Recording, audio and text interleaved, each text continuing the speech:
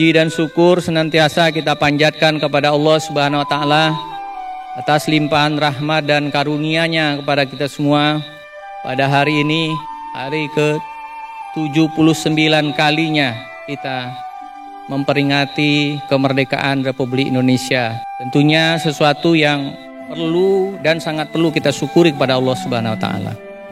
Salawat bering salam, mari sama-sama kita curahkan kepada pribadi agung, manusia terbaik yang dicintai, paling dicintai oleh Allah Subhanahu wa taala. Mari sama-sama kita bersalawat kepada Nabi Muhammad sallallahu alaihi wasallam. Allahumma shalli ala Muhammad. Anak-anakku, santri dan santriwati pesantren Quran Al-Tahfiz, segenap jajaran guru, musyrif, musyrifah dan pimpinan serta manajemen pesantren Quran Al-Tahfiz. Merdeka itu sederhana, anak-anak sekalian. Merdeka itu ketika bisa bersama-sama lomba makan kerupuk. Itulah merdeka itu. Merdeka itu sederhana, anak-anak sekalian. Ketika bisa lomba balap karung, itulah merdeka itu.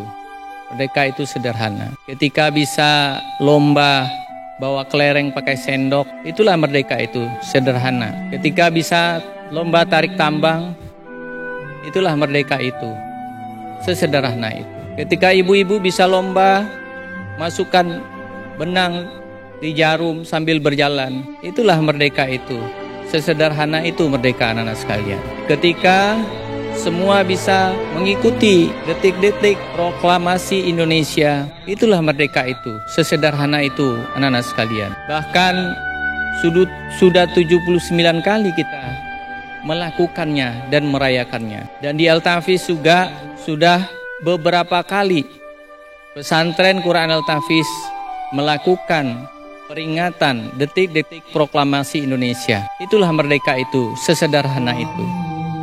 Sesederhana itulah pikiran dari bangsa dan warga bangsa Indonesia ini. Sesederhana itulah merdeka itu dari pikiran para santri, santriwati, serta para guru, para musyrif dan pimpinan manajemen pesantren Quran Al-Tahfiz. 79 tahun yang lalu ketika di sidang BPUPKI, Badan Persiapan Kemerdekaan Republik Indonesia, beberapa tokoh menyampaikan, bagaimana kita mau merdeka? Wahai tuan-tuan, rakyat kita masih miskin. Bagaimana kita merdeka?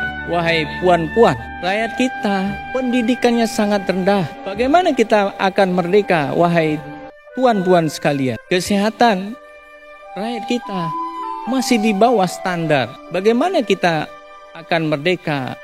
Wahai tuan-tuan sekalian, kesejahteraan kita jauh di bawah standar kemiskinan. Bung Karno ketika itu menyampaikan di dalam sidang itu bahwa wahai tuan-tuan sekalian dan puan-puan sekalian, rakyat kita memang masih miskin. Rakyat kita memang masih tertinggal pendidikannya. Rakyat kita memang masih tertinggal kesehatannya. Dan rakyat kita masih jauh tingkat kesejahteraannya. Tapi dengan merdeka itu, kita majukan pendidikan kita. Kita sejahterakan rakyat kita. Kita baguskan kesehatan kita. Dengan merdeka itu, kita duduk sejajar dengan bangsa-bangsa lainnya di seluruh dunia. Dengan merdeka itu, kita bisa menunjukkan jati diri bangsa ini. Itulah merdeka itu yang disampaikan oleh pendiri bangsa ini 79 tahun yang lalu, anak-anak sekalian. Apakah merdeka yang kita pikirkan itu sesederhana yang dipikirkan oleh sebagian besar bangsa-bangsa kita ini? Tahukah kalian bahwa dengan merdeka itu kita punya identitas number. Kita diakui sebagai manusia di dalam pergaulan dunia internasional. Hak-hak azazi kita dilindungi oleh hukum-hukum internasional. Dengan merdeka itu, ketika negara kita diganggu oleh negara lain akan bisa melakukan protes keras terhadap gangguan itu. Merdeka itu sederhana. Itu menurut pikiran dan kacamata kita. Tahukah kalian bagaimana saudara-saudara kita di Palestina saat ini.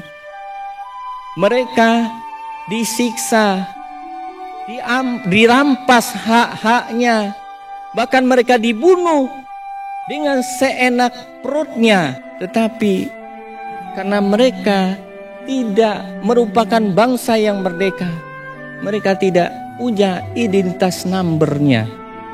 Mereka tidak diakui sebagai manusia di dalam peradaban pergaulan internasional, dalam tatanan hukum nasional internasional. Tidak ada pelanggaran HAM terhadap orang-orang yang tidak merdeka.